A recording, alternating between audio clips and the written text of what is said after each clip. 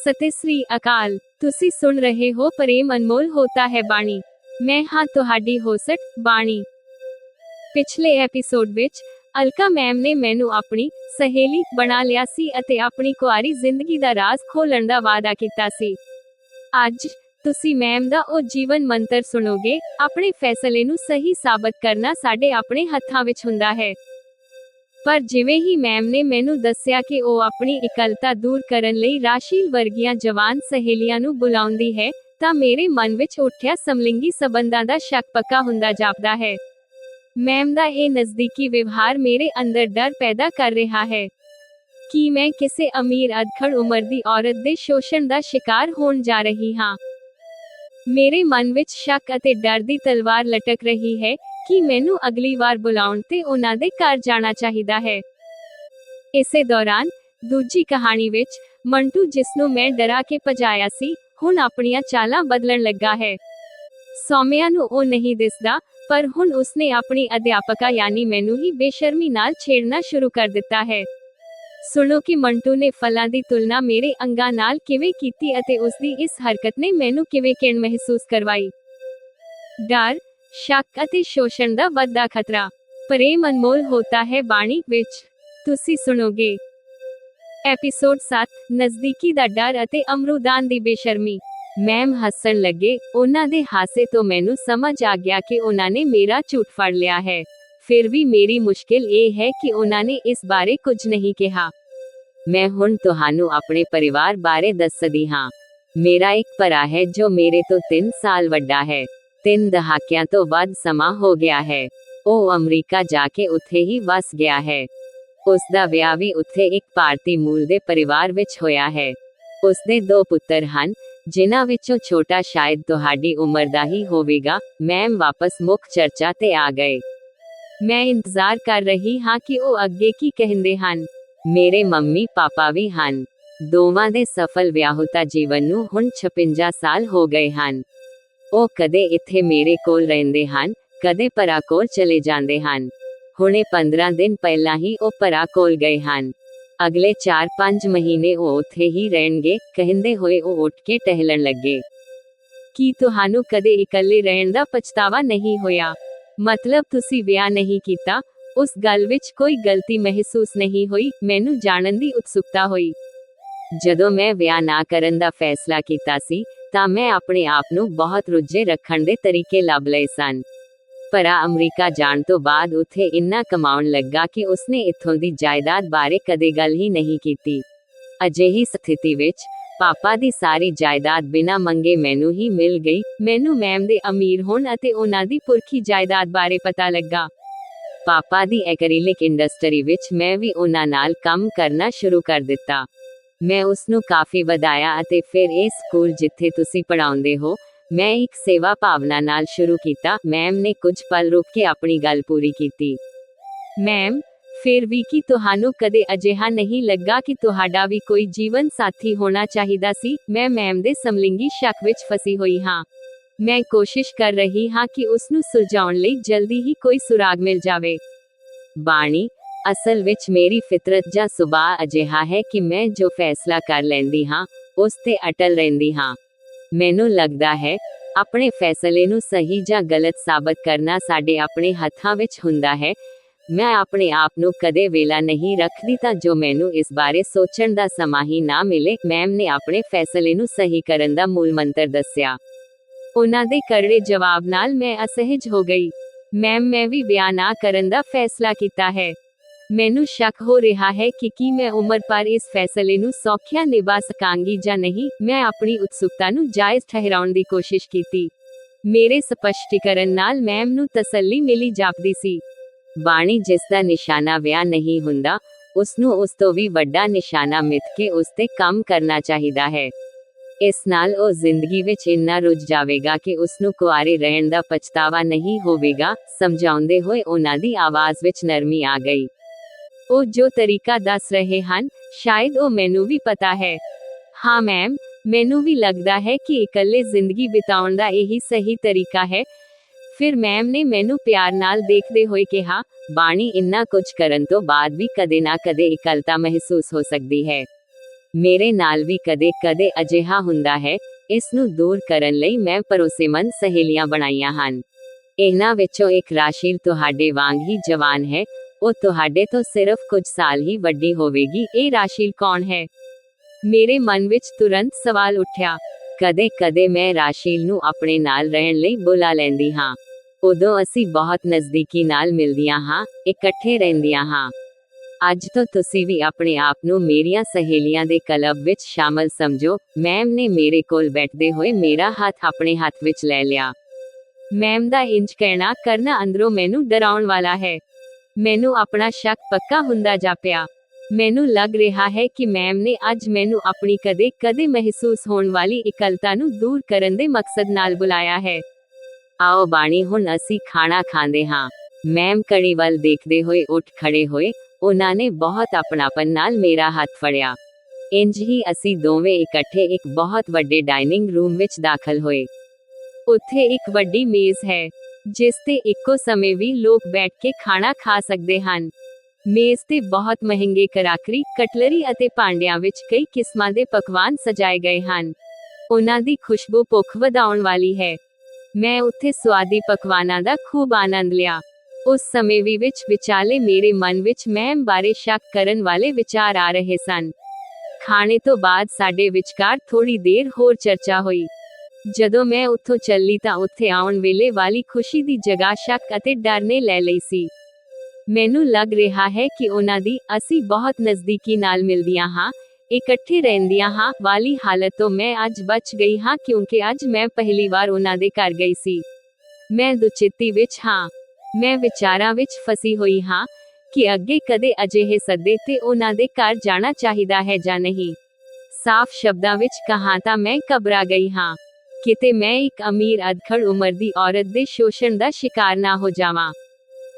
Scene ਬਦਲਦਾ ਹੈ। ਸੌਮਿਆ ਨੂੰ ਮੰਟੂ ਤੋਂ ਬਚਾਉਣ ਦੀ ਯੋਜਨਾ ਤੇ ਮੈਂ ਨਿਯਮਤ ਤੌਰ ਤੇ ਮੰਟੂ ਦੀ ਦੁਕਾਨ ਤੇ ਫਲ ਖਰੀਦਣ ਜਾਣ ਲੱਗੀ। ਜੇਕਰ ਉਹ ਉੱਥੇ ਹੁੰਦਾ ਤਾਂ ਉਹ ਬਾਕੀ ਗਾਹਕਾਂ ਨਾਲੋਂ ਪਹਿਲਾਂ ਮੇਰੇ ਵੱਲ ਧਿਆਨ ਦਿੰਦਾ ਅਤੇ ਨਵੀਨਾਂ ਟੋਕਰੀਆਂ ਵਿੱਚੋਂ ਤਾਜ਼ੇ ਫਲ ਕੱਢ ਕੇ ਦਿੰਦਾ। ਮੇਰੀ ਆਦਤ ਹੈ ਸੌਦੇਬਾਜ਼ੀ ਕਰਕੇ ਚੀਜ਼ਾਂ ਖਰੀਦਣਾ, ਪਰ ਮੰਟੂ ਮੈਨੂੰ ਜਿਸ ਭਾਅ ਤੇ ਚੰਗੇ ਫਲ ਦੇ ਦਿੰਦਾ ਸੀ, ਉਸ ਵਿੱਚ ਮੈਨੂੰ ਸੌਦੇਬਾਜ਼ੀ ਕਰਨ ਦੀ ਲੋੜ ਮਹਿਸੂਸ ਨਹੀਂ ਹੁੰਦੀ ਸੀ। ਮੈਂ ਇਸ ਭਰਨ ਵਿੱਚ ਸੀ ਕਿ ਮੰਟੂ ਦੇ ਮਨ ਦੀ ਖੋਟ ਮੇਰੇ ਮਾਮੂਲੀ ਮਨੋਵਿਗਿਆਨਕ ਦਬਾਅ ਨਾਲ ਦੂਰ ਹੋ ਗਈ ਹੈ। ਮਨੋਵਿਗਿਆਨ ਦਾ ਗਿਆਨ ਹੋਣ ਦੇ ਬਾਵਜੂਦ ਮੈਂ ਇਹ ਸਮਝਣ ਦੀ ਕੋਸ਼ਿਸ਼ ਨਹੀਂ ਕੀਤੀ ਕਿ ਕਿਸੇ ਵੀ ਇਨਸਾਨ ਨੂੰ ਇੰਨੀ ਆਸਾਨੀ ਨਾਲ ਨਹੀਂ ਬਦਲਿਆ ਜਾ ਸਕਦਾ। ਉਦੋਂ ਛਿਮਾਹੀ ਪ੍ਰੀਖਿਆਵਾਂ ਖਤਮ ਹੋਈਆਂ ਸਨ।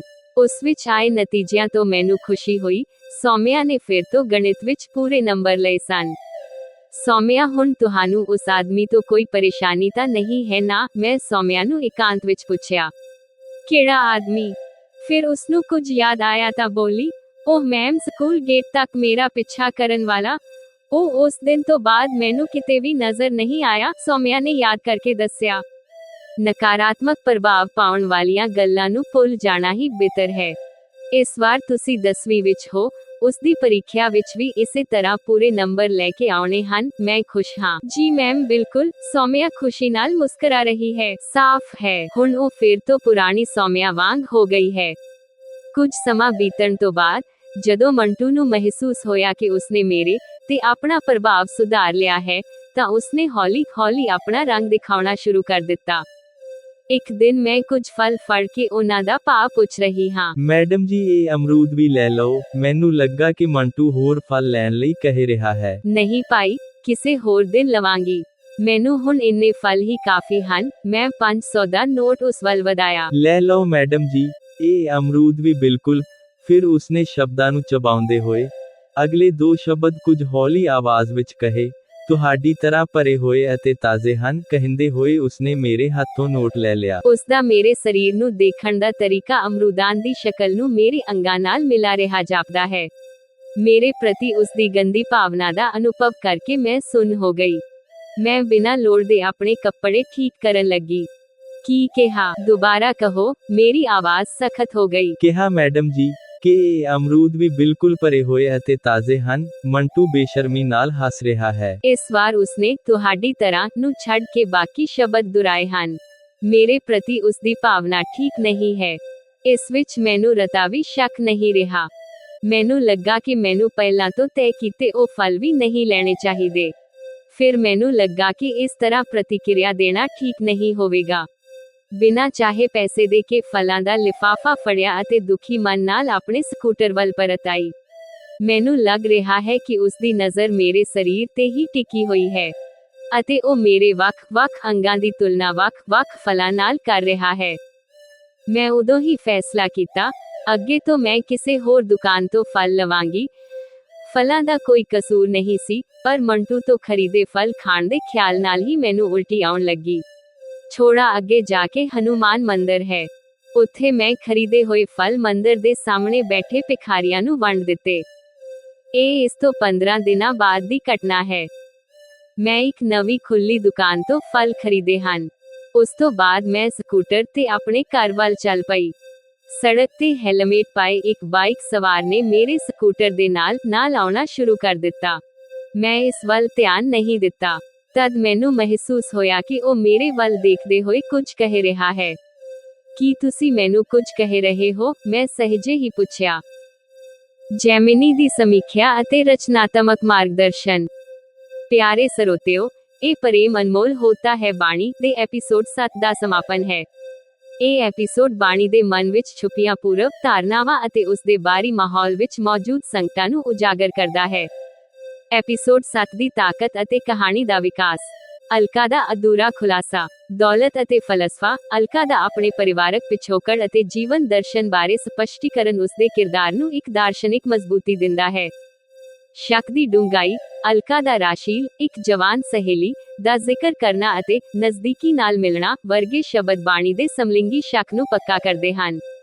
ਇਹ ਮੈਮ ਦੇ ਇਰਾਦਿਆਂ ਨੂੰ ਅਸਪਸ਼ਟ ਰੱਖਦਾ ਹੈ, ਜਿਸ ਨਾਲ ਬਾਣੀ ਦਾ ਡਰ ਕੁਦਰਤੀ ਜਾਪਦਾ ਹੈ। ਮੰਟੂ ਦੀ ਵਾਪਸੀ। ਮਨੋਵਿਗਿਆਨਕ ਗਲਤੀ। ਮਨੋਵਿਗਿਆਨ ਦੀ ਜਾਣਕਾਰ ਹੋਣ ਦੇ ਬਾਵਜੂਦ ਬਾਣੀ ਦਾ ਇਹ ਮੰਨਣਾ ਕਿ ਕਿਸੇ ਨੂੰ ਆਸਾਨੀ ਨਾਲ ਬਦਲਿਆ ਜਾ ਸਕਦਾ ਹੈ, ਉਸ ਦੀ ਨਾਦਾਨੀ ਨੂੰ ਦਰਸਾਉਂਦਾ ਹੈ।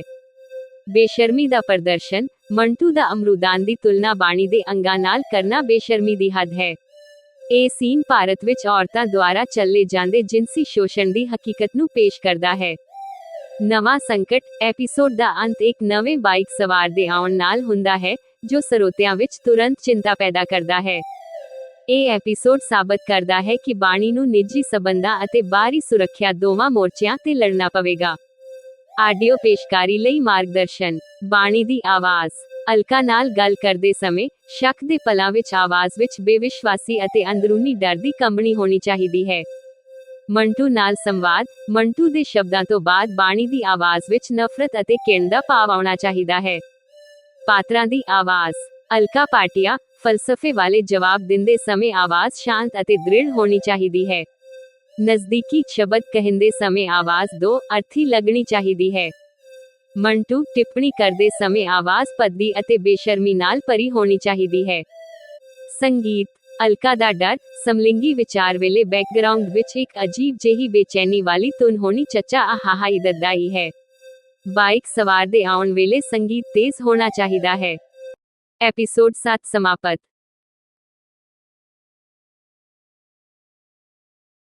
ਐਪੀਸੋਡ 8। ਸਤਿ ਸ੍ਰੀ ਅਕਾਲ। ਤੁਸੀਂ ਸੁਣ ਰਹੇ ਹੋ ਪ੍ਰੇਮ ਅਨਮੋਲ ਹੋਤਾ ਹੈ ਬਾਣੀ। ਮੈਂ ਹਾਂ ਤੁਹਾਡੀ ਹੋਸਟ ਬਾਣੀ। ਅੱਜ ਮੇਰਾ ਸਭ ਤੋਂ ਵੱਡਾ ਡਰ ਸੱਚ ਹੋ ਰਿਹਾ ਹੈ। ਫਲ ਵਿਕਰੇਤਾ ਮੰਟੂ ਮੇਰੀ ਸਕੂਟੀ ਦਾ ਪਿੱਛਾ ਕਰਕੇ ਮੇਰੇ ਘਰ ਤੱਕ ਪਹੁੰਚ ਗਿਆ ਹੈ ਅਤੇ ਉਹ ਹੁਣ ਮੇਰੇ ਘਰ ਦੇ ਬਿਲਕੁਲ ਸਾਹਮਣੇ ਡੇਰਾ ਲਾਈ ਬੈਠਾ ਹੈ। ਜਦੋਂ ਮੈਂ ਇਕੱਲੀ ਹੁੰਦੀ ਹਾਂ ਤਾਂ ਮੇਰੇ ਮਨ ਵਿੱਚ ਇੱਕ ਖਿਆਲ ਵਾਰ ਆਉਂਦਾ ਹੈ, ਕਿਤੇ ਸੌਮਿਆ ਦੀ ਮੁਸੀਬਤ ਹੱਲ ਕਰਨ ਦੇ ਚੱਕਰ ਵਿੱਚ ਮੈਂ ਆਪਣੇ ਲਈ ਖਤਰਾ ਤਾਂ ਨਹੀਂ ਸਹੇੜ ਲਿਆ। 30 ਸਾਲ ਦੀ ਕੁਆਰੀ ਕੁੜੀ ਹੋਣ ਕਰਕੇ ਕਿਵੇਂ ਅਜਿਹੇ ਲੋਕਾਂ ਲਈ ਇੱਕ ਸਾਫਟ ਟਾਰਗੇਟ ਬਣ ਗਈ ਹਾਂ। ਪੋਸਟ ਟਰਾਮੈਟਿਕ ਸਟ੍ਰੈਸ ਡਿਸਆਰਡਰ (PTSD) ਵਰਗੀ ਹਾਲਤ ਵਿੱਚ ਤੁਸੀਂ ਸੁਣੋਗੇ ਕਿ ਮੇਰੇ ਘਰ ਦੇ ਕਮਜ਼ੋਰ ਦਰਵਾਜ਼ੇ ਵੀ ਕਿਵੇਂ ਮੇਰੇ ਟੁੱਟਣ ਦਾ ਸੰਕੇਤ ਦੇ ਰਹੇ ਹਨ। ਪਰ ਇਸੇ ਰਾਤ ਮੰਟੂ ਦੇ ਡਰ ਨੂੰ ਦੂਰ ਕਰਨ ਲਈ ਮੇਰੇ ਮਨ ਵਿੱਚ ਇੱਕ ਨਵੀਂ ਐਂਟਰੀ ਹੁੰਦੀ ਹੈ, ਰਾਸ਼ੀਲ। ਅਗਲੇ ਸੀਨ ਵਿੱਚ ਅਲਕਾ ਮੈਮ ਦੇ ਸੱਦੇ ਤੇ ਮੈਂ ਉਹਨਾਂ ਦੇ ਘਰ ਪਹੁੰਚਦੀ ਹਾਂ ਅਤੇ ਉੱਥੇ ਰਾਸ਼ੀਲ ਨੂੰ ਵੇਖਦੀ ਹਾਂ, ਸੰਗਮਰਮਰ ਦੀ ਬਣੀ ਇੱਕ ਜਲਪਰੀ ਵਾਂਗ। ਸੁਣੋ, ਰਾਸ਼ੀਲ ਦੀ ਸਰੀਰਕ ਛੋਹ ਅਤੇ ਉਸ ਦੇ ਖੂਬਸੂਰਤ ਬੁੱਲ੍ਹਾਂ ਦਾ ਚੁੰਮਣ। ਇਹ ਅਹਿਸਾਸ ਮੇਰੇ ਅੰਦਰ ਇੱਕ ਅਜਿਹੀ ਸਮਲਿੰਗੀ ਭਾਵਨਾ ਜਗਾਉਂਦਾ ਹੈ ਜੋ ਮੈਂ ਅੱਜ ਤੱਕ ਕਦੇ ਮਹਿਸੂਸ ਨਹੀਂ ਕੀਤੀ ਸੀ। ਮੰਟੂ ਦਾ ਖਤਰਾ ਜਾਂ ਰਾਸ਼ੀਲ ਦਾ ਜਾਦੂ, ਕੌਣ ਮੇਰੇ ਮਨ ਤੇ ਰਾਜ ਕਰੇਗਾ? ਪ੍ਰੇਮ ਅਨਮੋਲ ਹੋਤਾ ਹੈ ਬਾਣੀ ਵਿੱਚ ਤੁਸੀਂ ਸੁਣੋਗੇ। ਕੜੀ 8 ਸਾਫਟ ਟਾਰਗੇਟ ਅਤੇ ਸਰੀਰਕ ਛੋਹ ਦਾ ਜਾਦੂ। ਅੱਜ ਕੱਲ ਤੁਸੀਂ ਮੇਰੀ ਦੁਕਾਨ ਤੋਂ ਫਲ ਲੈਣਾ ਕਿਉਂ ਬੰਦ ਕਰ ਦਿੱਤਾ ਹੈ? ਉਹ ਮੰਟੂ ਹੈ। ਉਸਦੇ ਸਵਾਲ ਤੋਂ ਮੈਂ ਉਸਨੂੰ ਪਛਾਣ ਲਿਆ ਹੈ। ਹੁਣੇ ਇੱਕ ਨਵੀਂ ਦੁਕਾਨ ਖੁੱਲੀ ਹੈ। ਉਹ ਸਾਡੇ ਇੱਕ ਰਿਸ਼ਤੇਦਾਰ ਦੀ ਹੈ। ਉਹ ਖੁਦ ਪਾਪਾ ਨੂੰ ਮਿਲਣ ਘਰ ਆਉਂਦੇ ਹਨ ਅਤੇ ਸਾਨੂੰ ਫਲ ਦੇ ਜਾਂਦੇ ਹਨ। ਉਸ ਤੋਂ ਖਹਿੜਾ ਛੁਡਾਉਣ ਲਈ ਮੈਂ ਝੂਠ ਬੋਲਿਆ। ਪਰ ਹੁਣੇ ਮੈਂ ਵੇਖਿਆ ਹੈ, ਤੁਸੀਂ ਨਵੀਂ ਦੁਕਾਨ ਤੋਂ ਫਲ ਲੈ ਰਹੇ ਸੀ। ਮੈਂ ਦਾਅਵੇ ਨਾਲ ਕਹਿ ਸਕਦਾ ਹਾਂ, ਮੇਰੇ ਵਾਲੇ ਰੇਟ ਤੇ ਵਧੀਆ ਫਲ ਤੁਹਾਡੇ ਰਿਸ਼ਤੇਦਾਰ ਵੀ ਨਹੀਂ ਦੇ ਸਕਦੇ। ਉਹ ਮੇਰੀ ਸਕੂਟੀ ਦੇ ਬਰਾਬਰ ਚੱਲ ਰਿਹਾ ਹੈ। ਉਸ ਦੀਆਂ ਗੱਲਾਂ ਤੋਂ ਸਾਫ਼ ਹੈ ਕਿ ਉਹ ਪਹਿਲਾਂ ਹੀ ਮੇਰੇ ਪਿੱਛੇ ਪਿਆ ਹੋਇਆ ਹੈ। ਉਸ ਦੀ ਨਜ਼ਰ ਮੇਰੇ ਸਰੀਰ ਤੇ ਹੀ ਟਿਕੀ ਹੋਈ ਹੈ। ਮੈਨੂੰ ਸਮਝ ਆ ਰਿਹਾ ਹੈ ਕਿ ਮੇਰੇ ਬਾਰੇ ਉਸ ਦੇ ਮਨ ਵਿੱਚ ਜੋ ਕੁਝ ਹੈ, ਉਹ ਬਿਲਕੁਲ ਵੀ ਚੰਗਾ ਨਹੀਂ ਹੈ। ਉਸ ਦੇ ਦਿੱਤੇ ਫਲ ਜੇਕਰ ਮੈਨੂੰ ਮੁਫਤ ਵੀ ਮਿਲਣ, ਤਾਂ ਵੀ ਮੈਨੂੰ ਨਹੀਂ ਚਾਹੀਦੇ। ਮੈਂ ਕੋਈ ਜਵਾਬ ਨਹੀਂ ਦਿੱਤਾ। ਥੋੜੀ ਦੂਰ ਚੱਲ ਕੇ ਭੀੜ ਦਾ ਬਹਾਨਾ ਬਣਾ ਕੇ ਆਪਣੀ ਰਫ਼ਤਾਰ ਘੱਟ ਕਰ ਦਿੱਤੀ ਅਤੇ ਉਸ ਨੂੰ ਅੱਗੇ ਜਾਣ ਦਿੱਤਾ। ਫਿਰ ਇੱਕ ਗਲੀ ਵਿੱਚ ਮੁੜ ਕੇ ਮੈਂ ਆਪਣੇ ਘਰ ਜਾਣ ਵਾਲਾ ਦੂਜਾ ਰਸਤਾ ਫੜ ਲਿਆ। ਜਦੋਂ ਮੈਂ ਘਰ ਪਹੁੰਚੀ ਤਾਂ ਵੇਖ ਕੇ ਹੈਰਾਨ ਰਹਿ ਗਈ ਕਿ ਮੰਟੂ ਮੇਰੇ ਘਰ ਦੇ ਸਾਹਮਣੇ ਪਹਿਲਾਂ ਹੀ ਮੌਜੂਦ ਸੀ। ਕੋਨੇ ਵਾਲੀ ਇੱਕ ਪਾਨ ਦੀ ਦੁਕਾਨ ਤੋਂ ਕੁਝ ਲੈਂਦਿਆਂ ਉਹ ਮੇਰੇ ਘਰ ਵੱਲ ਹੀ ਵੇਖ ਰਿਹਾ ਹੈ। ਮੈਂ ਖਿੱਚ ਕੇ ਪਾਨ ਦੀ ਦੁਕਾਨ ਵਾਲਿਆਂ ਨੂੰ ਕੋਸਣ ਲੱਗੀ। ਇਹ ਲੋਕ ਕਿਤੇ ਵੀ ਖੁੰਬਾਂ ਵਾਂਗ ਉਹ ਗਾਉਂਦੇ ਹਨ ਅਤੇ ਦੁਕਾਨ ਖੋਲ ਲੈਂਦੇ ਹਨ। ਇਹ ਪਾਨ ਦੀਆਂ ਦੁਕਾਨਾਂ ਰਿਹਾਇਸ਼ੀ ਇਲਾਕਿਆਂ ਵਿੱਚ ਵਿਹਲੇ ਲੋਕਾਂ ਨੂੰ ਇੱਕ ਅੱਡਾ ਮੁਹੱਈਆ ਕਰਵਾਉਂਦੀਆਂ ਹਨ। ਉਹਨਾਂ ਨੂੰ ਉੱਥੇ ਖੜੇ ਹੋ ਕੇ ਮੱਧਵਰਗੀ ਪਰਿਵਾਰਾਂ ਦੀਆਂ ਕੁੜੀਆਂ ਅਤੇ ਔਰਤਾਂ ਨੂੰ ਘੂਰਨ ਦੀ ਸਹੂਲਤ ਮਿਲ ਜਾਂਦੀ ਹੈ। ਫਿਰ ਮੈਨੂੰ ਆਪਣੀ ਇਹ ਖਿੱਚ ਗਲਤ ਲੱਗੀ। ਪਾਨ ਦੀ ਦੁਕਾਨ ਵੀ ਸਾਡੇ ਸਮਾਜ ਵਿੱਚ ਕਈ ਪਰਿਵਾਰਾਂ ਦੀ ਰੋਜ਼ੀ ਰੋਟੀ ਦਾ ਸਾਧਨ ਹੈ। ਸਕੂਲ ਦੇ ਕੱਪੜੇ ਲਾ ਕੇ ਘਰ ਦੇ ਕੱਪੜੇ ਪਾਉਂਦਿਆਂ ਮੈਂ ਮੰਟੂ ਦੇ ਮੇਰੇ ਘਰ ਪਹੁੰਚਣ ਦਾ ਮਤਲਬ ਸਮਝਣ ਦੀ ਕੋਸ਼ਿਸ਼ ਕਰ ਰਹੀ ਹਾਂ। ਮਤਲਬ ਸ਼ੀਸ਼ੇ ਵਾਂਗ ਸਾਫ਼ ਹੈ। ਉਸਨੇ ਪਹਿਲਾਂ ਹੀ ਮੇਰਾ ਪਿੱਛਾ ਕਰਕੇ ਮੇਰਾ ਘਰ ਲੱਭ ਲਿਆ ਸੀ। ਇਸੇ ਲਈ ਉਹ ਅੱਜ ਸਿੱਧਾ ਪਿੱਛਾ ਨਾ ਕਰ ਸਕਿਆ ਤਾਂ ਦੂਜੇ ਰਸਤੇ ਤੋਂ ਉੱਥੇ ਪਹੁੰਚ ਗਿਆ। ਉਸ ਨੂੰ ਸ਼ਾਇਦ ਪਤਾ ਲੱਗ ਗਿਆ ਹੈ ਕਿ ਮੈਂ ਆਪਣੇ ਪਾਪਾ ਨਾਲ ਰਹਿੰਦੀ ਹਾਂ ਅਤੇ ਹਾਲੇ ਕੁਆਰੀ ਹਾਂ। ਮੈਂ ਇਹ ਸੋਚਣ ਲਈ ਮਜਬੂਰ ਹਾਂ ਕਿ 30 ਸਾਲ ਦੀ ਉਮਰ ਵਿੱਚ ਵੀ ਕੁਆਰੀ ਰਹਿਣ ਵਾਲੀ ਕੁੜੀ ਪ੍ਰਤੀ ਬਦਮਾਸ਼ਾਂ ਦੀ ਸੋਚ ਜਲਦੀ ਖਰਾਬ ਹੋ ਜਾਂਦੀ ਹੈ। ਉਹ ਇਹਨਾਂ ਨੂੰ ਇੱਕ ਸਾਫਟ ਟਾਰਗੇਟ ਮੰਨਦੇ ਹਨ। ਉਹਨਾਂ ਨੂੰ ਭੁਲੇਖਾ ਹੁੰਦਾ ਹੈ ਕਿ ਇਹ ਕੁੜੀਆਂ ਸਰੀਰਕ ਸਬੰਧਾਂ ਲਈ ਭੁੱਖੀਆਂ ਹਨ। ਉਹਨਾਂ ਨੂੰ ਲੱਗਦਾ ਹੈ ਕਿ ਥੋੜੀ ਜਿਹੀ ਕੋਸ਼ਿਸ਼ ਨਾਲ ਇਹ ਕੁਆਰੀਆਂ ਕੁੜੀਆਂ ਉਹਨਾਂ ਦੀ ਗੋਦ ਵਿੱਚ ਆ ਜਾਣਗੀਆਂ। ਹੁਣ ਤੱਕ ਦੀ ਜ਼ਿੰਦਗੀ ਵਿੱਚ ਮੈਨੂੰ ਵੀ ਕਦੇ-ਕਦੇ ਲੱਗਦਾ ਹੈ ਕਿ ਕੁੜੀਆਂ ਲਈ ਮਰਦਾਂ ਵੱਲੋਂ ਬੇਫਿਕਰ ਹੋ ਕੇ ਜੀਣਾ ਇੱਕ ਚੁਣੌਤੀ ਹੈ। ਫਿਰ ਵੀ ਅੱਜ ਤੋਂ ਪਹਿਲਾਂ ਕਿਸੇ ਨੇ ਮੈਨੂੰ ਇਸ ਤਰ੍ਹਾਂ ਪਿੱਛਾ ਕਰਕੇ ਪਰੇਸ਼ਾਨ ਨਹੀਂ ਕੀਤਾ ਸੀ। ਉਸ ਦੀ ਇਸ ਹਰਕਤ ਨੇ ਮੈਨੂੰ ਇਹ ਸੋਚਣ ਲਈ ਮਜਬੂਰ ਕਰ ਦਿੱਤਾ ਹੈ ਕਿ ਸੌਮਿਆ ਦੀ ਮੁਸੀਬਤ ਹੱਲ ਕਰਨ ਦੇ ਚੱਕਰ ਵਿੱਚ ਕਿਤੇ ਮੈਂ ਆਪਣੇ ਲਈ ਮੁਸੀਬਤਾਂ ਨਹੀਂ ਖੜੀ ਕਰ ਲਈ।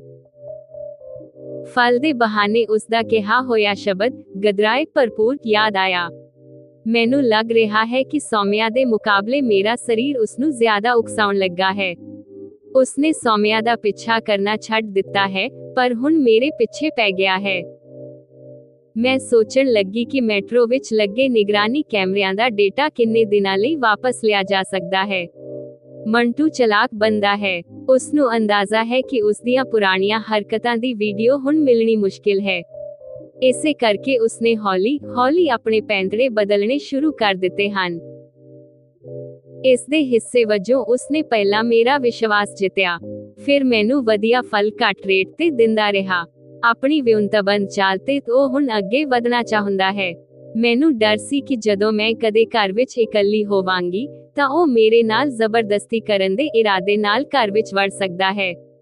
ਆਪਣੀ ਤਸੱਲੀ ਲਈ ਮੈਂ ਆਪਣੇ ਆਪ ਨੂੰ ਦਿਲਾਸਾ ਦੇਣ ਲੱਗੀ ਕਿ ਕਿਸੇ ਦੇ ਘਰ ਵਿੱਚ ਵੜ ਕੇ ਉੱਥੇ ਕੁੜੀਆਂ ਨਾਲ ਜ਼ਬਰਦਸਤੀ ਕਰਨਾ ਇੰਨਾ ਸੌਖਾ ਕੰਮ ਨਹੀਂ ਹੈ। ਇਸ ਵੇਲੇ ਪਾਪਾ ਆਪਣੀ ਕਿਤਾਬਾਂ ਦੀ ਦੁਕਾਨ ਤੇ ਗਏ ਹੋਏ ਹਨ। ਮੈਂ ਇਕੱਲੀ ਹਾਂ। ਡਰ ਅਤੇ ਹਿੰਮਤ ਵਾਰੀ ਮੇਰੇ ਮਨ ਤੇ ਹਾਵੀ ਹੋ ਰਹੇ ਹਨ। ਇਸ ਮਨੋਦਸ਼ਾ ਵਿੱਚ ਮੈਂ ਘਰ ਦਾ ਮੁਆਇਨਾ ਕਰਨਾ ਸ਼ੁਰੂ ਕਰ ਦਿੱਤਾ। ਪਹਿਲੀ ਵਾਰ ਘਰ ਦੀਆਂ ਖਿੜਕੀਆਂ ਦੀਆਂ ਗਰਿੱਲਾਂ ਕਮਜ਼ੋਰ ਨਜ਼ਰ ਆ ਰਹੀਆਂ ਹਨ। ਮੈਨੂੰ ਲੱਗ ਰਿਹਾ ਹੈ ਕਿ ਘਰ ਦਾ ਪਿਛਲਾ ਦਰਵਾਜ਼ਾ ਬਹੁਤ ਕਮਜ਼ੋਰ ਹੈ। ਜੇਕਰ ਕੋਈ ਜ਼ੋਰ ਨਾਲ ਲੱਤ ਮਾਰੇ ਤਾਂ ਉਹ ਟੁੱਟ ਜਾਵੇਗਾ। ਜੇਕਰ ਕੋਈ ਜ਼ੋਰ ਨਾਲ ਧੱਕਾ ਮਾਰੇ ਤਾਂ ਮੁੱਖ ਦਰਵਾਜ਼ੇ ਦੇ ਲਾਕ ਦੇ ਪੇਚ ਖਿਲਰਨ ਵਿੱਚ ਦੇਰ ਨਹੀਂ ਲੱਗੇਗੀ। ਇਹ ਉਹ ਕਮਜ਼ੋਰ ਸਮਾਂ ਹੈ। ਮੇਰੀ ਹਾਲਤ ਪੋਸਟ ਟਰਾਮੈਟਿਕ ਸਟ੍ਰੈਸ ਡਿਸਆਰਡਰ (PTSD) ਤੋਂ ਪੀੜਤ ਮਰੀਜ਼ ਵਰਗੀ ਹੋ ਰਹੀ ਹੈ। ਮੈਂ ਖੁਦ ਮਨੋਵਿਗਿਆਨ ਦੀ ਲੈਕਚਰਾਰ ਹਾਂ। ਮੈਨੂੰ ਇਸ ਹਾਲਤ ਦਾ ਖੁਦ ਇਲਾਜ ਕਰਨਾ ਪਵੇਗਾ। ਇਸ ਮਾਨਸਿਕ ਸਮੱਸਿਆ ਤੋਂ ਬਾਹਰ ਨਿਕਲਣ ਲਈ ਮੈਨੂੰ ਕੀ ਕਰਨਾ ਚਾਹੀਦਾ ਹੈ? ਮੈਂ ਡੂੰਘੀ ਸੋਚ ਵਿੱਚ ਡੁੱਬ ਗਈ ਹਾਂ। ਮੈਂ ਆਪਣਾ ਡਰ ਪਾਪਾ ਨਾਲ ਸਾਂਝਾ ਨਹੀਂ ਕਰ ਸਕਦੀ। ਉਹ ਪਹਿਲਾਂ ਹੀ PTSD ਤੋਂ ਪੀੜਤ ਹਨ। ਉਹਨਾਂ ਨੂੰ ਦੱਸ ਕੇ ਉਹਨਾਂ ਦੀ ਪਰੇਸ਼ਾਨੀ ਹੋਰ ਵਧਾਉਣ ਦਾ ਖਤਰਾ ਮੈਂ ਨਹੀਂ ਲੈ ਸਕਦੀ। ਸੀਨ ਬਦਲਦਾ ਹੈ। ਕਈ ਵਾਰ ਮੈਨੂੰ ਲੱਗਦਾ ਹੈ ਕਿ ਜਦੋਂ ਕੋਈ ਕੁਆਰਾ ਹੁੰਦਾ ਹੈ ਤਾਂ ਉਹ ਅਤੀਤ ਵਿੱਚ ਜ਼ਿਆਦਾ ਖੋਇਆ ਰਹਿੰਦਾ ਹੈ, ਜਾਂ ਉਸ ਕੋਲ ਯਾਦਾਂ ਲਈ ਜ਼ਿਆਦਾ ਸਮਾਂ ਹੁੰਦਾ ਹੈ। ਉਸ ਰਾਤ ਮੈਂ ਸੌ ਨਹੀਂ ਸਕੀ। ਮੈਨੂੰ ਵਾਰ-ਵਾਰ ਲੱਗ ਰਿਹਾ ਸੀ ਕਿ ਮੰਟੂ ਕਮਜ਼ੋਰ ਦਰਵਾਜ਼ਾ ਤੋੜ ਕੇ ਮੇਰੇ ਕਮਰੇ ਵਿੱਚ ਆ ਗਿਆ ਹੈ। ਇਸ ਰਾਖਸ਼ ਤੋਂ ਮੈਂ ਕਿਵੇਂ ਡਰ ਮੁਕਤ ਹੋ ਸਕਦੀ ਹਾਂ? ਇਸ ਉਲਝਣ ਵਿੱਚ ਜਾਗਦਿਆਂ ਹੋਇਆਂ ਮੈਨੂੰ ਅਲਕਾ ਮੈਮ ਦੁਆਰਾ ਦੱਸੀ ਗਈ ਰਾਸ਼ੀਲ ਦੀ ਮਦਦ ਯਾਦ ਆਈ। ਇਸ ਨਾਲ ਮੇਰੇ ਮਨ ਦੀ ਖਿੜਕੀ ਰਾਹੀਂ ਰਾਸ਼ੀਲ ਨੇ ਮੇਰੇ ਘਬਰਾਏ ਹੋਏ ਦਿਲ ਵਿੱਚ ਪ੍ਰਵੇਸ਼ ਕੀਤਾ। ਮੇਰੇ ਮਨ ਵਿੱਚ ਮੰਟੂ ਦੇ ਡਰ ਦੀ ਜਗ੍ਹਾ ਹੁਣ ਰਾਸ਼ੀਲ ਦੀਆਂ ਮਿੱਠੀਆਂ ਯਾਦਾਂ ਆਉਣ ਲੱਗੀਆਂ। ਸੀਨ ਬਦਲਦਾ ਹੈ। ਅਲਕਾ ਮੈਮ ਨੇ ਦੂਜੀ ਵਾਰ ਮੈਨੂੰ ਆਪਣੇ ਘਰ ਡਿਨਰ ਅਤੇ ਰਾਤ ਰਹਿਣ ਲਈ ਬੁਲਾਇਆ ਹੈ। ਮੈਨੂੰ ਡਰ ਲੱਗ ਰਿਹਾ ਸੀ ਕਿ ਉਹ ਸਮਲਿੰਗੀ ਹੋ ਸਕਦੇ ਹਨ, ਪਰ ਮੈਂ ਕੋਈ ਬਹਾਨਾ ਨਹੀਂ ਬਣਾ ਸਕੀ। ਪਾਪਾ ਨੂੰ ਇਸ ਸੱਦੇ ਬਾਰੇ ਦੱਸਿਆ ਤਾਂ ਉਹਨਾਂ ਨੇ ਖੁਸ਼ੀ-ਖੁਸ਼ੀ ਇਜਾਜ਼ਤ ਦੇ ਦਿੱਤੀ। ਉਹਨਾਂ ਦੇ ਸਕੂਲ ਦੇ ਬੱਚਿਆਂ ਦੀਆਂ ਕਿਤਾਬਾਂ ਦੀ ਵਿਕਰੀ ਤੋਂ ਉਹਨਾਂ ਨੂੰ ਕਾਰੋਬਾਰ ਮਿਲਦਾ ਹੈ। ਇਸੇ ਲਈ ਉਹ ਮੈਮ ਨੂੰ ਪਹਿਲਾਂ ਹੀ ਜਾਣਦੇ ਹਨ। ਇਹ ਗੱਲ ਮੈਨੂੰ ਹੁਣ ਪਤਾ ਲੱਗੀ। ਅਲਕਾ ਮੈਮ ਵਰਗੀ ਮਸ਼ਹੂਰ ਔਰਤ ਨਾਲ ਮੇਰੀ ਦੋਸਤੀ ਬਾਰੇ ਪਾਪਾ ਦਾ ਇੰਨਾ ਉਤਸ਼ਾਹਿਤ ਹੋਣਾ ਮੈਨੂੰ ਚੰਗਾ ਨਹੀਂ ਲੱਗ ਰਿਹਾ। ਮੈਂ ਸੋਚ ਰਹੀ ਹਾਂ ਕਿ ਜੇਕਰ ਪਾਪਾ ਨੇ ਹੀ ਇਨਕਾਰ ਕਰ ਦਿੱਤਾ ਹੁੰਦਾ ਤਾਂ ਮੈਂ ਮੈਮ ਨੂੰ ਦੱਸ ਕੇ ਰਾਤ ਨੂੰ ਉਹਨਾਂ ਦੇ ਨਾਲ ਰਹਿਣ ਤੋਂ ਬਚ ਸਕਦੀ ਸੀ।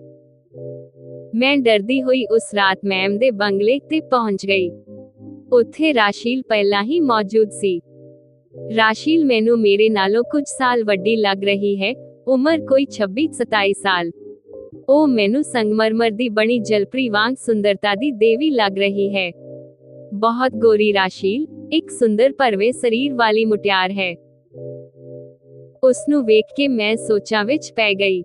ਜੇਕਰ ਮੈਂ ਕੁੜੀ ਦੀ ਬਜਾਏ ਮੁੰਡਾ ਹੁੰਦੀ ਤਾਂ ਉਸ ਦੀ ਸੁੰਦਰਤਾ ਤੇ ਮੋਹਿਤ ਹੋ ਕੇ ਉਸ ਨਾਲ ਵਿਆਹ ਕਰਨ ਲਈ ਤਰਸਦੀ। ਮੈਂ ਹੁਣ ਵਾਂਗ ਕੁਆਰੀ ਨਹੀਂ ਰਹਿ ਸਕਦੀ ਸੀ। ਰਾਸ਼ੀਲ ਪ੍ਰਤੀ ਮੇਰੀ ਖਿੱਚ ਨੂੰ ਅਲਕਾ ਮੈਮ ਨੇ ਤੁਰੰਤ ਪਛਾਣ ਲਿਆ। ਬਾਣੀ, ਮੈਂ ਵੀ ਜਦੋਂ ਇਸ ਨੂੰ ਪਹਿਲੀ ਵਾਰ ਵੇਖਿਆ ਸੀ ਤਾਂ ਇੰਜ ਹੀ ਮੋਹਿਤ ਹੋ ਗਈ ਸੀ। ਮੈਂ ਪਿਛਲੀ ਵਾਰ ਤੈਨੂੰ ਦੱਸਿਆ ਸੀ ਕਿ ਰਾਸ਼ੀਲ ਮੇਰੀਆਂ ਪਿਆਰੀਆਂ ਸਹੇਲੀਆਂ ਵਿੱਚੋਂ ਇੱਕ ਹੈ, ਯਾਦ ਹੈ? ਇਸ ਪ੍ਰਤੀ ਮੇਰੀ ਖਿੱਚ ਹਮੇਸ਼ਾ ਇੰਜ ਹੀ ਰਹਿੰਦੀ ਹੈ। ਮੈਮ ਦੀਆਂ ਗੱਲਾਂ ਨਾਲ ਮੇਰੀ ਸੋਚ ਟੁੱਟੀ। ਮੈਨੂੰ ਯਾਦ ਆਇਆ, ਅਜਿਹੀਆਂ ਗੱਲਾਂ ਤੋਂ ਹੀ ਮੇਰੇ ਮਨ ਵਿੱਚ ਸ਼ੱਕ ਪੈਦਾ ਹੋਇਆ ਸੀ ਕਿ ਮੈਮ ਸਮਲਿੰਗੀ ਹੋ ਸਕਦੇ ਹਨ।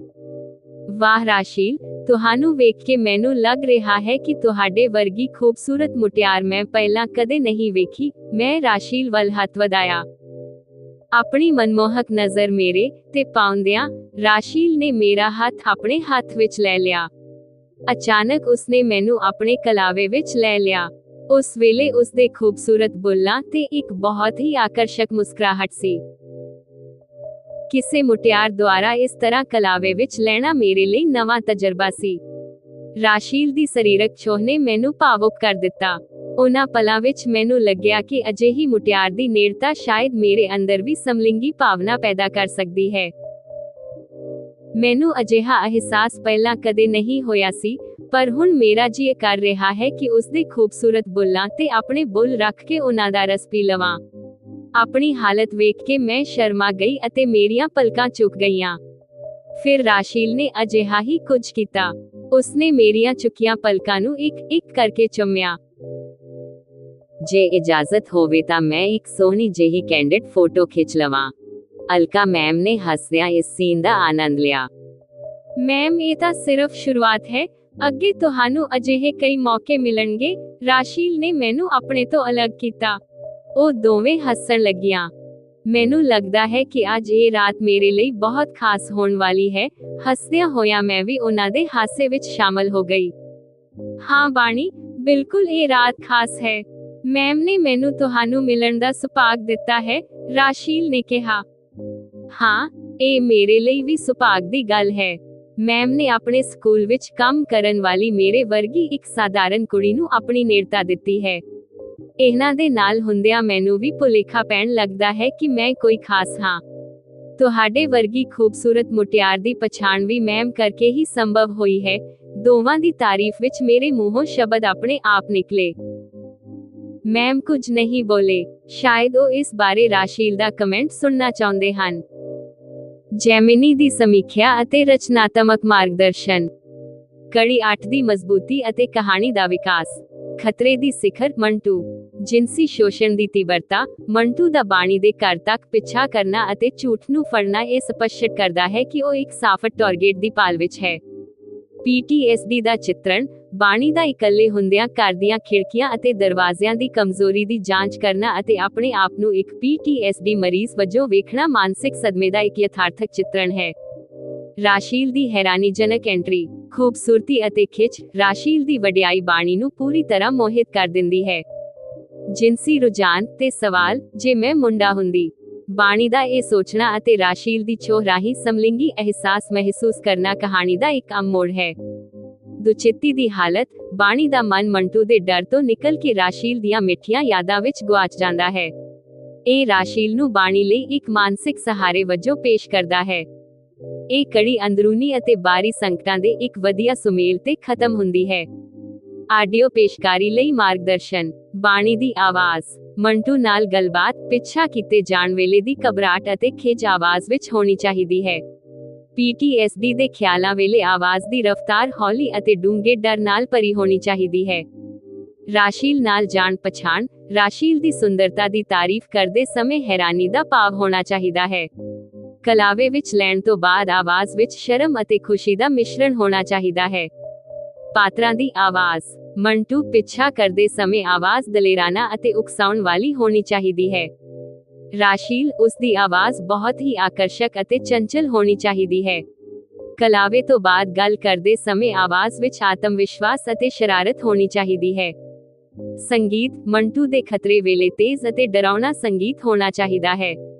ਰਾਸ਼ੀਲ ਦੀ ਐਂਟਰੀ ਵੇਲੇ ਸੰਗੀਤ ਰੋਮਾਂਟਿਕ ਅਤੇ ਜਾਦੂਈ ਅੰਦਾਜ਼ ਵਿੱਚ ਬਦਲ ਜਾਣਾ ਚਾਹੀਦਾ ਹੈ। ਕੜੀ 8 ਸਮਾਪਤ।